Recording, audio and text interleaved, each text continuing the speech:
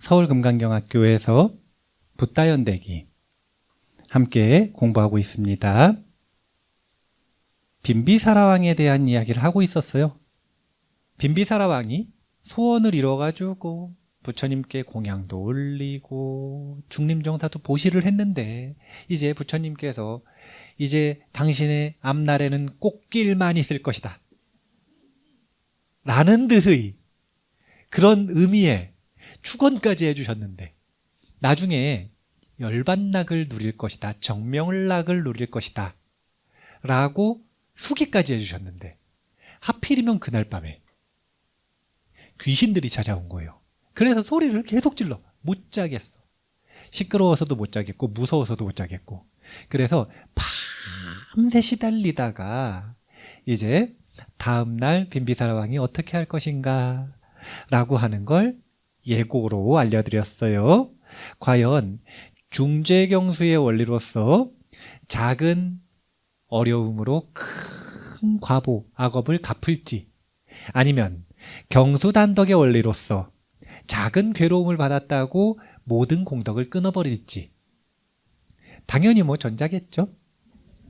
자, 뒤로 넘어가 보겠습니다. 빈비사라왕을 찾아온 아귀들입니다. 한번 같이 읽어볼까요? 두려워하시오 대왕이여, 그 소리들은 그대에게 결코 어떤 영향도 줄 수 없으니 실은 그대의 옛 친지들이 아귀 영역에 재생한 뒤 이리저리 떠돌며 그대를 기다려왔소. 한 부처님과 또 한 분의 부처님 사이에 들어있는 긴 세월 동안 셀 수 없이 윤회하면서 그대가 나누어주는 공덕의 과일을 받으려는 희망만 안고 그대를 기다려온 것이요. 그런데 그대는 어제 공덕행을 실천한 뒤 과거의 친지들에게 그대의 공덕을 나누어 주는데 실패했소. 그대의 공덕을 나눠받으려는 모든 희망을 빼앗아 버린 것이요. 그래서 그들이 그처럼 무서운 소리를 지른 것이요. 92겁전의 일입니다. 92겁전에 국왕이 있었어요. 근데 그 국왕이 본인 시대에 부처님이 나셨는데 부처님께 공양 올리는 공덕을 독점하고 싶은 거예요. 왕의 권력으로 다 공양을 못 올리게 막았어요. 그러니까 아들들과 딸들과 가족들과 그리고 왕족들, 귀족들이 너무 부러운 거라. 그래서 아들 셋이서 꾀를 냈어요. 전쟁터에 나가서 큰 공을 세웠어요. 그러니까 왕이 물어봤어요. 어떤 선물을 받고 싶느냐. 그러니까 저희도 부처님께 공양 올릴 수 있게 해주십시오. 절대 안 된대요. 뭐든지 말씀하시라면서요. 그러니까 협상에 들어가가지고 1년 동안, 6개월 동안, 3개월 동안 공양 올릴 수 있는 공덕에 대한 협상을 하다가 그래, 3개월간 부처님께 공양 올릴 수 있는 공덕을 주마. 그래서 이 왕자들과 본인들의 친구들, 가족들, 그리고 모든 사람들한테 공양 올릴 기회를 줬는데 그 속에서 그 공양물을 훔쳐먹은 사람들이 있는 거예요. 그때 같이 공양 올린 사람들은 지금 빈비사라왕부터 시작해가지고 위제이 부인부터 시작해서 다 공덕 있는 장자들이 됐어요. 그리고 비구들이 되어가지고 아라한이 된 이들도 있어요. 근데 그때 그 훔쳐먹은 그들이 아귀가 돼가지고 지금까지 빈비사라왕을 기다리고 있는 거예요. 중간에 가섭부처님이 한 분이 오셨는데 가섭부처님한테 가서 한탄을 했단 말이에요. 한탄을, 하소연을 막 했어요. 저희는 언제까지 이렇게 고통스러워야 됩니까? 아직은 때가 아니다. 후대에 석가모니 부처님이 오실 건데 그때 빈비사라왕이 너희의 인연이 있던 그 왕자다. 빈비사라왕이 너희를 구해줄 것이다 라고 딱 인가를 해주셨거든요. 그러니까 너무 기뻐서 정말로 그 수없이 많은 겁의 세월 동안 그 기간을 한 찰나처럼 기다린 거예요. 그 모든 고통을 겪으면서. 그런데 드디어 본인들이 이제 이 고통이 끝나나 했는데 빈비사라 왕이 공덕을 안 나눠주네. 그러니까 너무 성질이 나가지고 빈비사라 왕한테 가가지고 막 소리를 지른 거예요. 자, 여기까지 이해가 되세요? 좋아요. 자, 뒤로 넘어가 보겠습니다. 부처님께서 이제 아귀에게 공덕을 회양해야 한다라고 이야기를 해주시는데 제가 읽어볼게요. 부처님의 말을 들은 왕이 다시 물어보았다.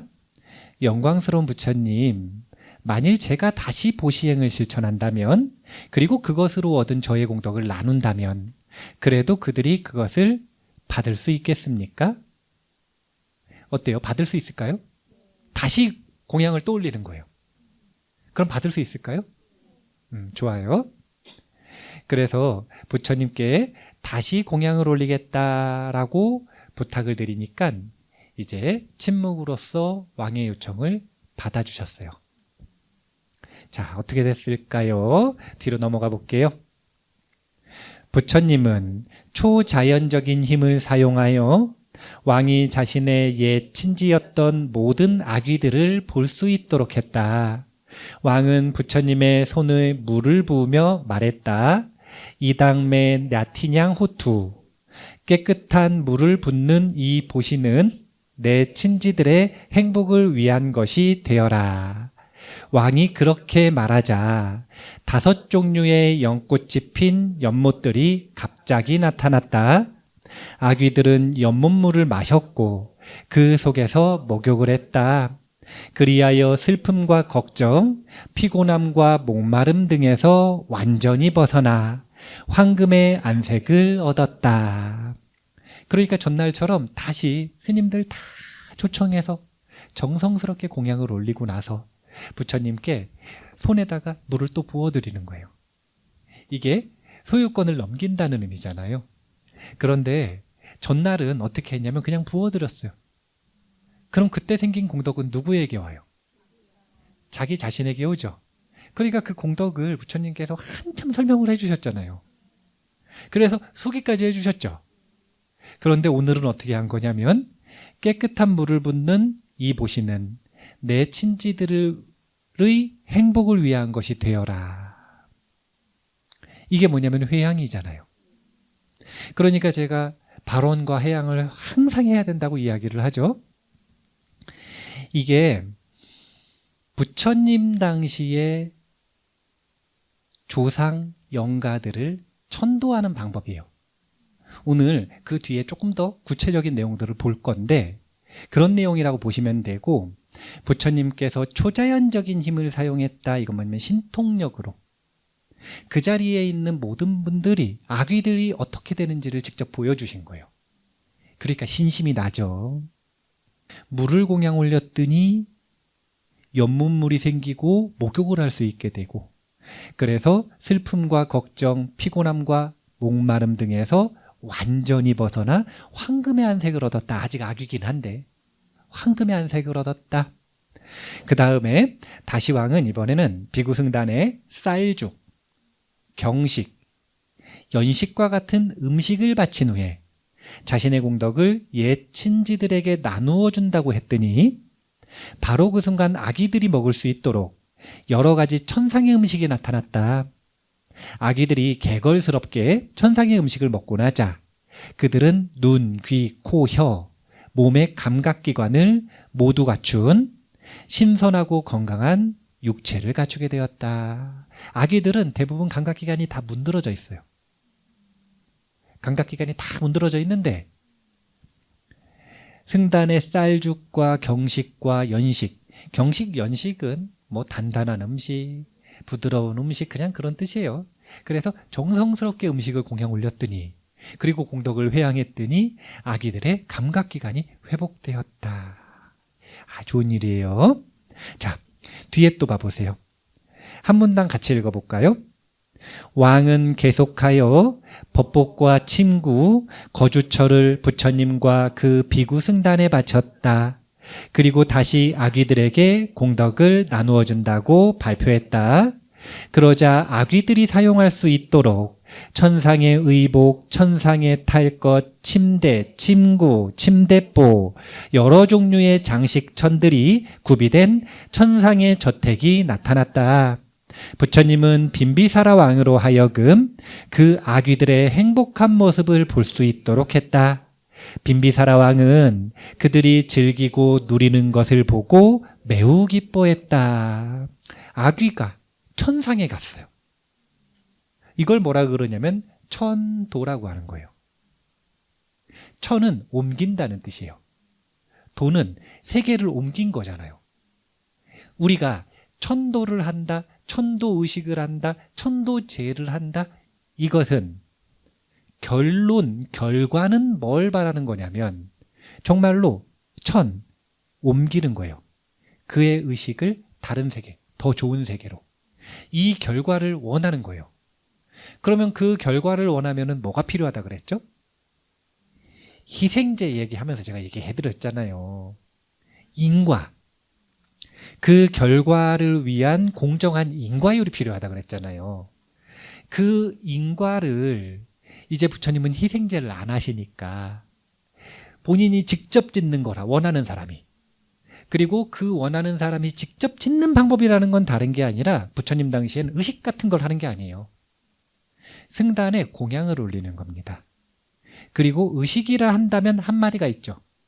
그게 뭐냐면 이 공덕을 아귀들에게 회양합니다. 이걸 말을 해야 돼요. 꼭.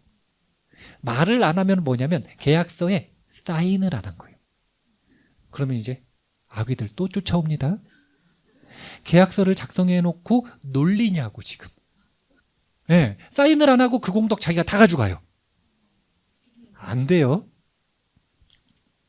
그러니까 천도라고 하는 것의 본질은 다른 게 아니라 그 원하는 결과를 만들기 위한 원인에 되는 공덕을 무엇으로 짓는 거냐면 이렇게 공양 공덕으로 짓는 것이다. 그런데 이것이 부처님 이후에는 조금 더 의식화가 된 거예요, 그냥. 그리고 의식화가 된 것도 다 우리가 배운 원리 가지고 의식화가 된 거예요. 첫 번째는 공양 올리는 사람의 마음가짐이 청정해야 유리해요? 의심이 많아야 유리해요? 그래서 그 마음을 청정하게 하는 의식을 하는 거고, 또 그 공덕을 받을 사람, 그 공덕을 회양해서 받을 사람 있잖아요. 이게 누구냐면 영가라. 49제 지낼 때면은 아직 영가가 아니라 중음신이고, 이제 영가 중에서도 중음신은 귀신이 아니에요. 귀신은 뭐가 귀신이냐면 49일이 지났는데도 갈 곳 못 찾은, 또는 3년이 지났는데도 갈 곳 못 찾은, 이걸 뭐라 그러냐면 갈 곳 없어서 구천을 떠도는 귀신이라 그러는 거예요. 대부분 이런 귀신들은 구천을 떠돌면 항상 목마르고 항상 배고프고 그리고 의지처가 없기 때문에 다음 생을 결정해서 자신이 의지할 몸을 받아야 되는데 못 받으니까 항상 불안한 거예요. 그리고 구천을 떠돌게 된 이유가 있단 말이에요. 한이 된 집착. 그걸 계속 곱씹으면서 얼마나 편집증이 심하겠어. 사람들일 때도 그렇게 편집증이 심했는데 귀신이 됐으면 얼마나 더 심하겠어요. 그러니까 마음도 불안해, 배도 고파, 목도 말라. 그러니까 천도제 지낼 때 일단 첫 번째 물을 주죠. 두 번째 먹을 걸 주죠.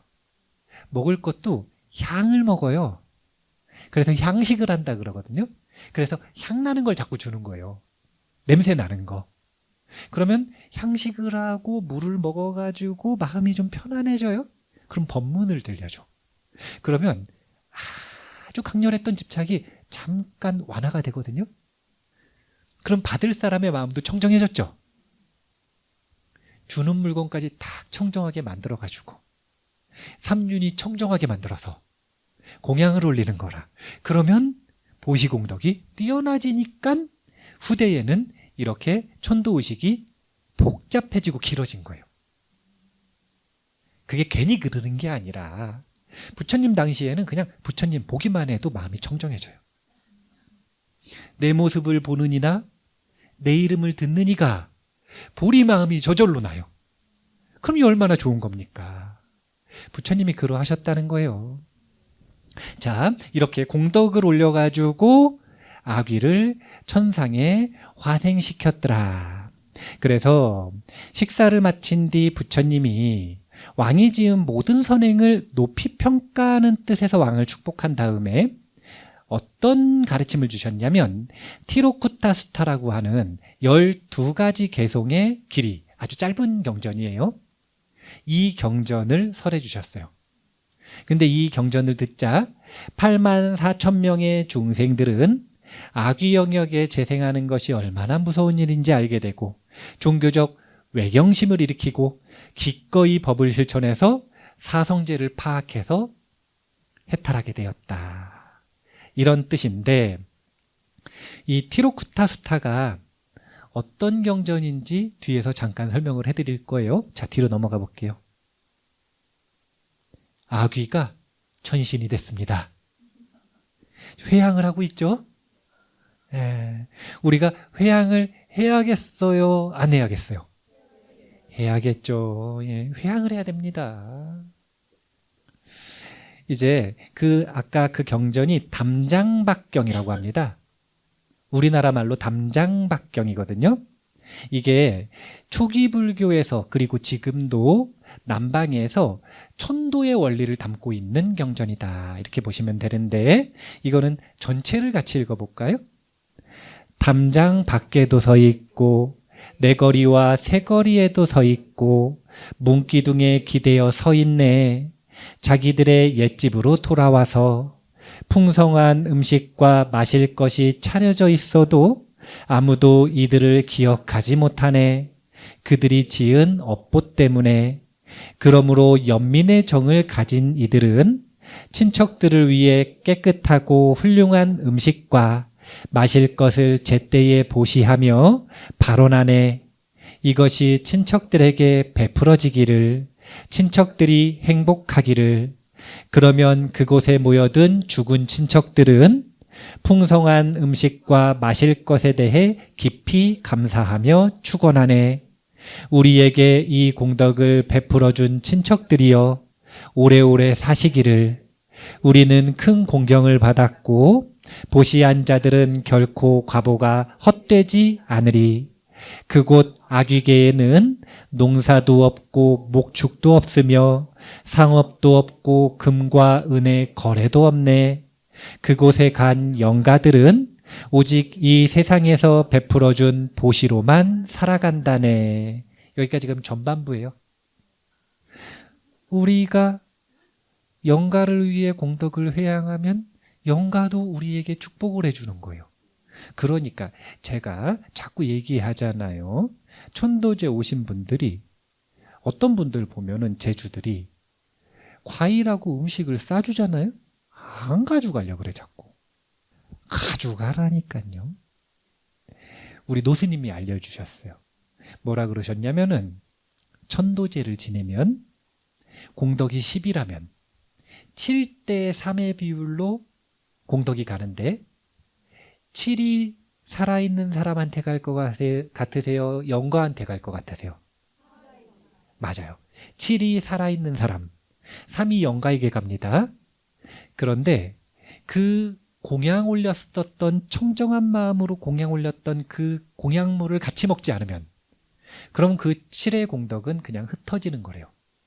그래서 그걸 가져가서 나눠 먹어야 돼. 감사한 마음으로. 왜냐하면 그곳에 영가들의 축복이 함께 있기 때문에 그래요. 영가들이 너무 고마워서 얼마나 고맙겠어요. 92겁 동안 아귀의 고통을 겪으면서 빈비사라왕만 기다렸는데 이 공덕을 베풀어준 친척들이여 오래오래 사시기를. 우리는 큰 공격을 받았고 보시한 자들은 결코 과보가 헛되지 않으리.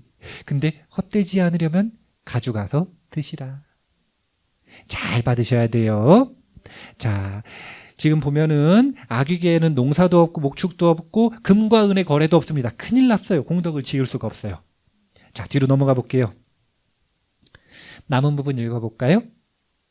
높은 곳에 내린 비가 낮은 곳으로 흘러가듯 이 세상에서 베푼 보시의 공덕은 죽은 자들에게 그대로 흘러가네.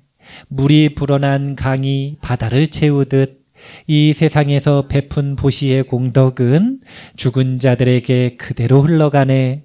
그가 나에게 주었고 나를 위해 일해 주었고 나의 친척이고 친구이고 동료였다고 생각하며 죽은 이들을 위해 보시를 행해야 하네. 눈물도 슬픔도 그 어떤 탄식도 죽은 자에게는 아무런 도움이 되지 않네. 친척들이 그렇게 슬퍼해도 죽은 자들은 그대로 머물 뿐. 그러나 승가에 훌륭하게 올려진 이 보시는 오랜 세월 죽은 자들에게 큰 이익이 되도록 즉시 그들에게 도달하네.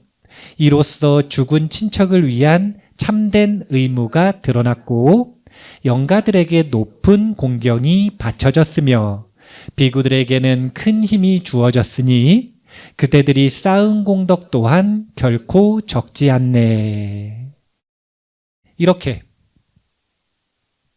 살아있는 사람이 승단의 공양을 올려서 회양하는 것은 높은 곳에 내린 비가 낮은 곳으로 흘러가듯 물어난 강이 바다를 채우듯 그렇게 공덕이 자연스럽게 죽은 이들에게 회양되어서 간다는 거예요. 이렇게 가는 게 너무 당연한 원리다. 이게 얼마나 수승한 공덕이 있는가. 하나의 공양으로 3가지 공덕이 있는 거예요. 마지막에 보면 첫 번째, 죽은 친척들을 위한 참된 의무를 행한 것이고 두 번째, 영가들에게 높은 공경이 바쳐진 것이며 세 번째, 비구들에게는 큰 힘을 준 것이에요. 왜냐하면 그냥 제를 지낸 게 아니라 공양을 올렸잖아요. 음식을 올렸다. 그 음식이라고 하는 건 비구들에게 생명 아닙니까? 지금 생각하면 안 된다니까요. 부처님 당시에는 부처님께서 비구들을 절대의존 집단으로 만드셨어요. 그래서 비구들은 자신이 자력으로 생산한 것으로 먹고 살 수가 없어요. 그거는 계율을 어긴 거예요. 부처님 당시에. 문화가 이제 탁발을 할 수 없는 문화가 되면서 중국에서 한국에서 문화가 좀 변화했지만 근데 부처님 당시엔 그러지 않았어요. 그래서 부처님 당시에는 탁발 못하면 그날 굶는 겁니다. 이틀만 못해서 이틀만 굶어봐요. 3일 못해서 3일만 굶어봐요. 지금하고는 천지차예요. 지금은 천도한다고 과일을 공양을 올려요. 그러면 스님들이 그 과일을 너무 물론 감사해야 하지만 근데 그렇다고 그거 못 먹는다고 죽어요? 그 정도는 아니죠. 근데 부처님 당시에는 이렇게 홀쭉한 거예요.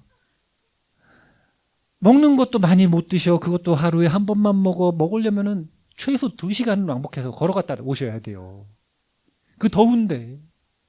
공양을 올리는 것이 이렇게 영가에게도 자신에게도 그리고 비구들에게도 하나의 행동으로 3가지 공덕을 낳는 최고의 보시 행위였다. 담장박경으로서 이렇게 조상들을 위해서 의무를 다하고 영가를 천도해야 한다라는 원리를 알려주셨습니다. 자, 그러면 이제 더 큰 역경을 만난다 라고 하는 부분을 한번 보도록 할게요. 제가 얘기하지 않았습니까? 부처님 빈비사라 왕 만났을 때 빈비사라 왕이 고백을 하잖아요. 5가지 소원을 성취했다고. 자기는 이제 만족한다고. 근데 5번째 소원 성취가 뭔가 조금 의심스럽다라는 얘기를 했죠.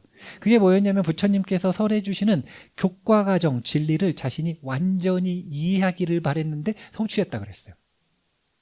수다원인데. 이상하다 수다원인데. 근데 분명히 더 큰 역경을 만나기 전까지 빈비사라 왕은 행복하게 살았습니다. 빈비사라 왕이 얼마나 신심이 깊었는지요. 빈비사라 왕에게는 유명한 부인이 2명 있어요. 왕비가. 일단은 빈비사라 왕의 비참한 최후 뭔지 아세요? 네, 친아들한테 죽어요. 아자타사토라고 하는 친아들에게 죽음을 맞이해요.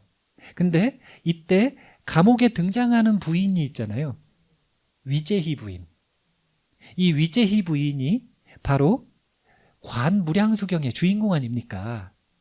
대승경전 중에 관무량수경에 보면 요 빈비사라 왕이 감옥에 갇혀 있을 때 굶어 죽이려고 하니까 자신의 몸에다가 조청을 발라가지고 쌀 튀김을 발라서 먹여 살려요. 그런 장면들이 나오는 그 부인이 위제희 부인이에요. 그런데 위제희 부인 말고도 또 부인이 또 있어. 케마라는 부인이 있어요. 이제 부인이 또 있다 그러니까 둘밖에 없는 줄 아시는데 많아요, 많아. 그 중에서 유명한 부인이 2이라. 요 케마 부인은 누구냐면 케마 비구니예요. 근데 이 케마 비구니가 사연이 있어요.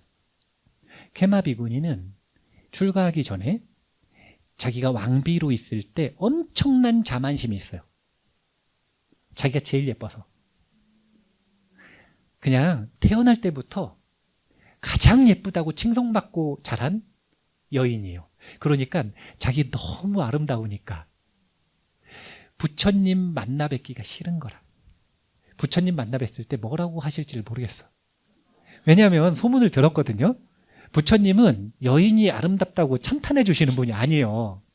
소문을 들었으니까 자신의 자존심에, 자존감에 상처가 생길까 봐 일부러 빈비사라 왕이 그렇게 법문을 들으러 가자고 하는데 절대 안 나가요. 그래서 빈비사라 왕이 꾀를 냈어. 무슨 꾀를 냈냐면 동자 동녀들을 잘 불러와가지고 노래를 만들었어요. 무슨 노래를 만들었냐면 부처님이 이렇게 훌륭한 분이다. 이렇게 아름다운 법을 설하신다. 이렇게 훌륭한 외모를 가지고 계시다. 부처님을 찬탄하는 노래를 만들어가지고 온 왕국에 울려 퍼지게 만든 거예요. 그러니까 너무 궁금해. 빌보드 차트 1위 곡이 지금 계속 나오거든요.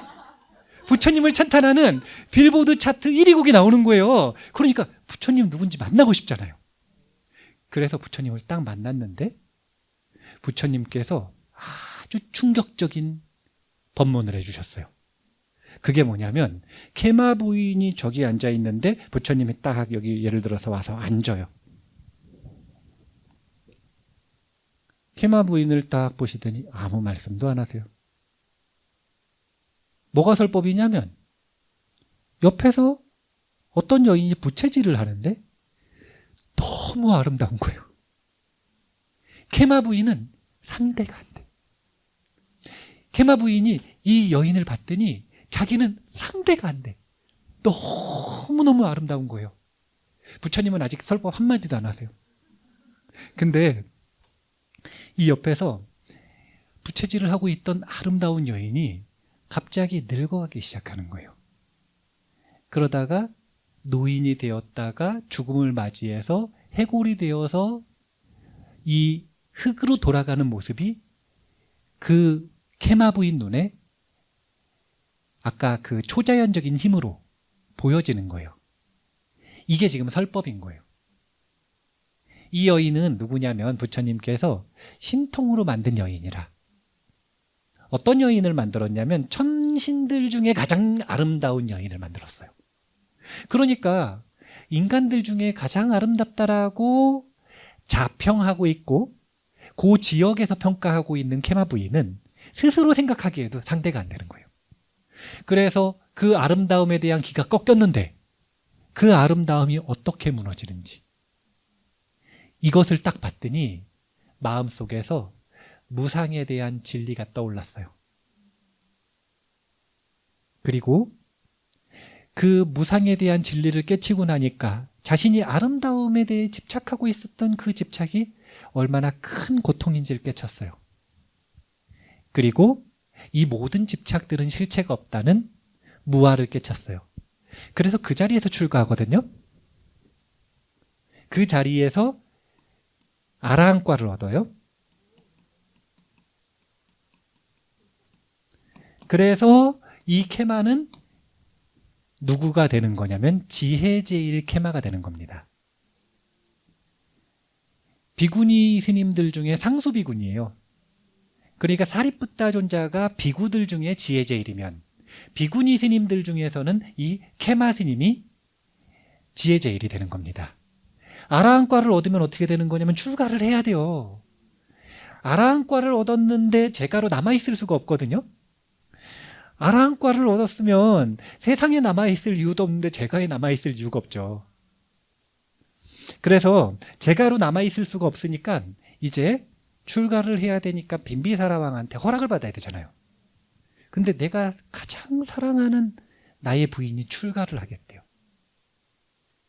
그러면 허락을 해줘야 돼요? 아니면은 반대를 해야 돼요? 빈비사라 왕이 대단하거든요. 신심이 가짜가 아니라니까요. 아무리 역경이 와도 자신의 모든 것을 부처님께 바치고 있어요, 지금. 그러니까 가장 사랑하는 케마 부인의 출가를 허락하는 겁니다. 그리고 그때 당시에는 있을 수 없는 일이라. 이게 뭐냐면 본인의 부인을 출가시키고 그리고 그 출가 행렬을 아주 성대하게 축하하고 그리고 이 비구니가 되어 있는 본인의 부인에게 가서 먼저 삼배를 하죠. 이제 스승으로 모시는 거예요. 빈비사라 왕이 그런 인물이라 그런 삶을 살아요. 빈비사라 왕은 모든 것 자기가 가지고 있는 제일 좋은 것들을 부처님과 승단에 공양 올리는 거예요.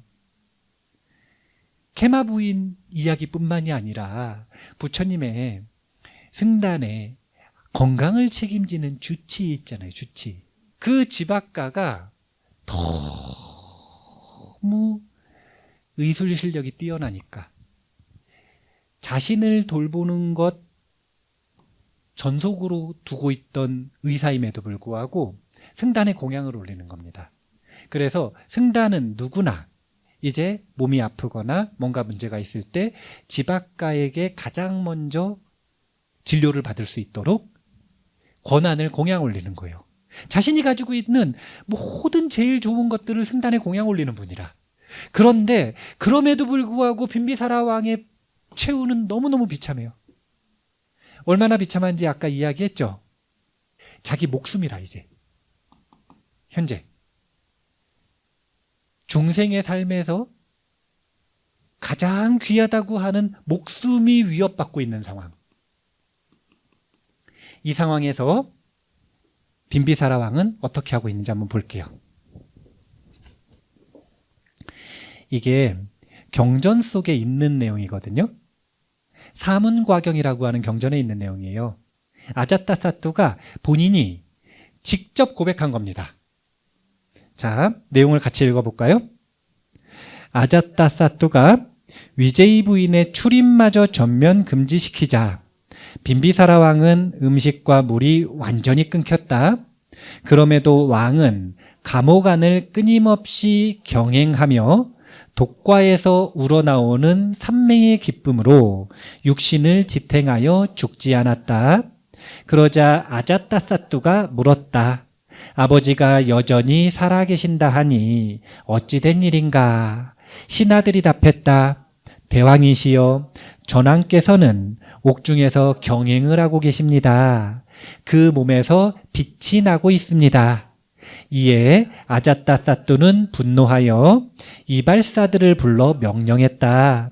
감옥으로 들어가 내 아버지의 발바닥을 면도칼로 가르고 상처에 소금과 기름을 바른 뒤 이글거리는 숯불 위에서 굽도록 하라. 요 지금 이 묘사가 사문가경에 나오는 거예요.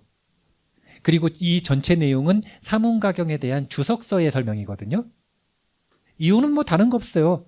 고통스러워서 죽어라 이것도 있지만 그렇게 안 죽을 것 같아요. 그러니까 경행을 못하게 만들어버린 거예요. 사실은 그렇게 발바닥에 다 찢기면 좌선도 할 수 있어요, 없어요? 못하죠. 누워만 있게 만든 거예요. 그런데 지금 좀 찹찹한데 이 부처님을 가장 사랑했던 제가신도가 끝이 이렇다 그러니까 찹찹한데 그 끝을 보기 전에 좀 분석할 걸 분석해 볼게요. 제가 여기다가 노란색을 한 데가 이유가 있어.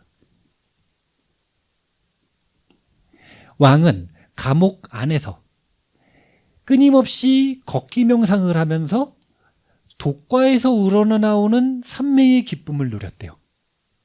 저는 이걸 보면서 무슨 생각을 했냐면 왜 이제 하냐 이거예요. 왜 이제 와서 이걸 하냐. 제가 계속 마음에 걸렸다 그랬잖아요. 뭐가 마음에 걸렸냐면 본인이 만족한 이야기를 할 때 다섯 번째가 뭐였냐면 부처님의 진리를, 부처님께서 말씀해 주신 진리를 자신이 완전히 이해하기를 바랬는데 성취했다. 그럼 만족했을 거 아니에요. 그럼 살아생전에 더 열심히 수행을 했을까요? 안 했을까요? 그냥 공양 올리는 건 열심히 했으나 신심을 가지고 공덕을 열심히 지었으나 뭐는 안 했던 거냐면 시계생천까지는 했는데 욕환출리를 안 한 거예요. 그러니까 오히려 케마 비구니는 비구니가 되어서 지혜 제일이 되었음에도 케마 비구니가 자신의 전 남편 아닙니까? 전 남편 아주 귀한 지인이잖아요. 지인을 위해서 수행하라고 얘기해 줬겠어요? 안 해줬겠어요? 해줬겠죠. 근데 자기가 이미 만족하고 있잖아요. 케마 부인은 남편 말 듣고 그렇게 된 거예요. 그러니까 남편은 부인 말을 들어야 되고 부인은 남편 말을 들어야 되고 여기서 이제 와서 수행을 이렇게 열심히 한 거예요.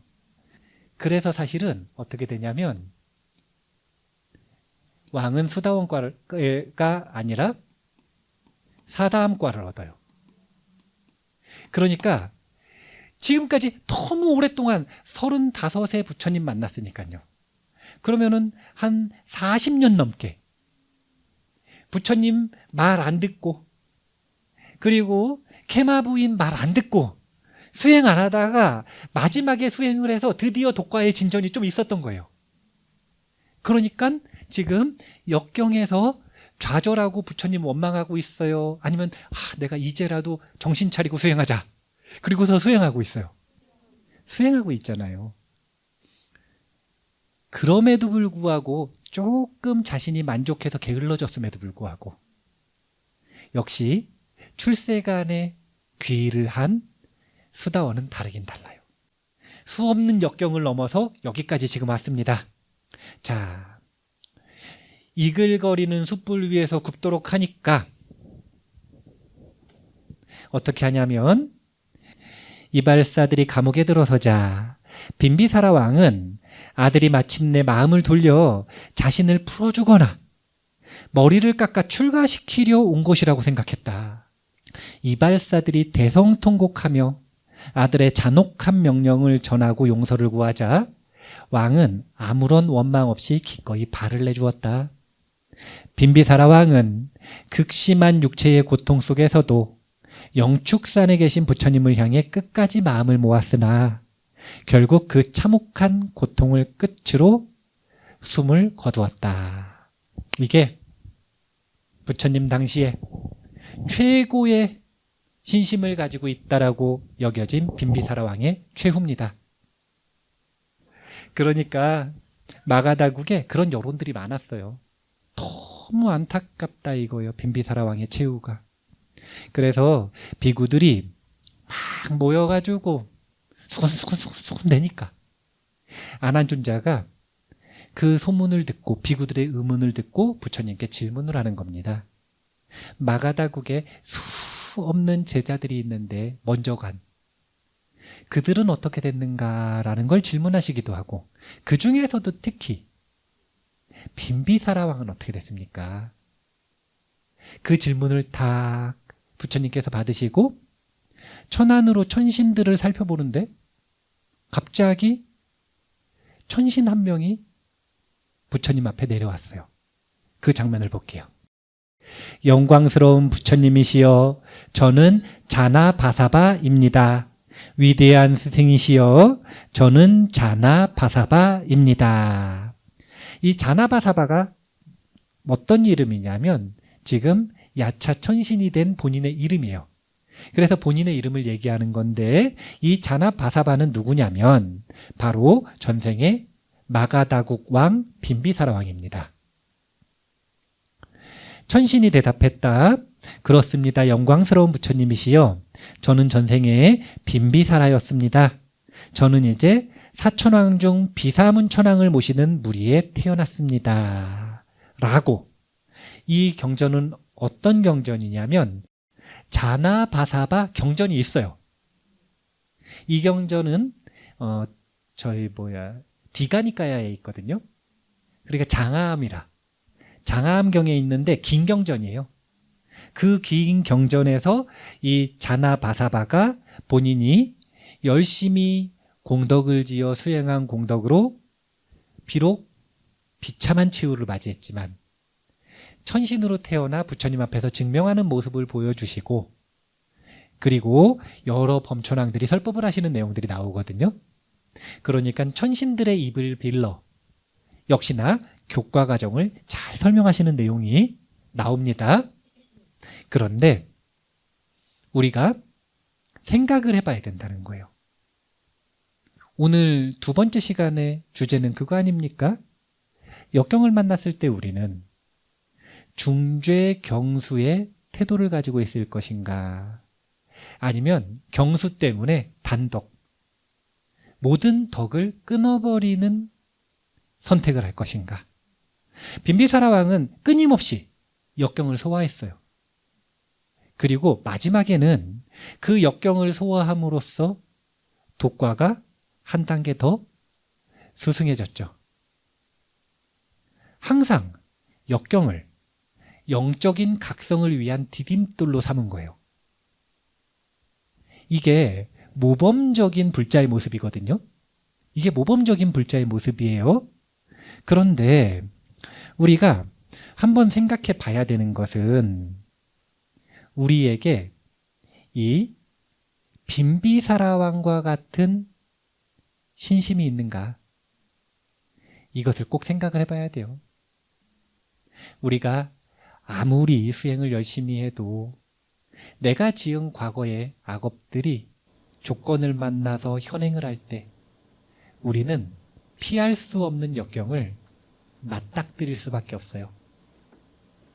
그런 고통을 만났을 때 그 고통이 나에게 일어났는가, 일어나지 않았는가, 이것이 나의 기도와 수행을 평가하는 평가 기준이 되면 안 돼요. 그건 일어나는 거예요. 피할 수 없는. 그러면 그때 내가 수행이 됐나 안 됐나를 어떻게 평가할 수 있냐면, 그 사건을 내가 어떻게 바라보고 어떻게 해석하고 어떻게 소화시켜서 정말 그 역경을 나의 발전의 원동력으로 삼았는가 삼지 못했는가, 이것으로 스스로를 평가해야 돼요. 이게 불자들이 가질 수 있는 지혜로운 기준이 된다. 역경을 빈비사라 왕처럼 잘 견뎌내고 발전의 원동력으로 삼으셨으면 좋겠다라는 생각으로 오늘 빈비사라 왕에 대한 이야기를 했고요. 다음 시간에 이제 315일부터 330일, 이때까지 15일 동안 아주 격정의 도관이거든요. 정말 재미있는 사건이 많은데요. 다음 시간에 그 15일간의 여정을 한번 보도록 하겠습니다. 자, 그러면 오늘 이만 마칠게요. 감사합니다.